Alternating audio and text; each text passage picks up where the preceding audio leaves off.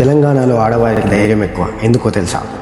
1947లో British సంఖ్యల నుండి భారతదేశం విముక్తి గావించబడిన తెలంగాణ ప్రాంతం నిజాం నిరంకుశ పాలనలో బందీగానే ఉండిపోయింది. తను పండించిన పంటను నిజాం నుండి కాపాడుకోవడానికి నిజాం సైన్యంతో యుద్ధం మొదలుపెట్టిన తొలి మహిళ చాకలి ఐలమ్మ తెలంగాణలో యుద్ధానికి చిహ్నంగా మారింది. ఆరుట్ల కమలాదేవి వెట్టి చాకిరికి వ్యతిరేకంగా కమ్యూనిస్టు పార్టీ లీడర్గా 3 పర్యాయాలు ఎమ్మెల్యేగా గెలిచిన మరో నిప్పు కణిక.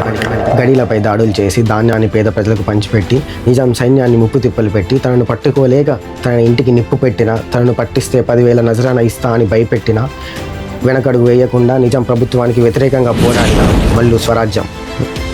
రంగక్క నల్గొండలో గొరిల్లా కమాండర్. గర్భిణీ స్త్రీ అయ్యుండి కూడా జైలు శిక్ష అనుభవించిన సుశీలాదేవి. 1969లోనే తెలంగాణ రాష్ట్ర హోదా కోసం పోరాటం చేసిన జట్టి ఈశ్వరీబాయి. అరుణోదయ విమల తండ్రి అడుగుజాడలో నడుస్తూ జాగీర్ వ్యవస్థకు వ్యతిరేకంగా పోరాటాలు చేసింది. తెలంగాణ గాన కోకిల, తెలంగాణ కళా సమితి వ్యవస్థాపకురాలు. ప్రతి పౌరుల్లో వీరత్వాన్ని నింపేలా, ప్రత్యేక రాష్ట్రం కోసం ఉద్యమించేలా పాట పాడిన పాపానికి 17 ముక్కలైన తెలంగాణ గొంతుక బెల్లి లలిత. ఇలాంటి ఎందరో వీర నారీలు పుట్టిన గడ్డ ఇది.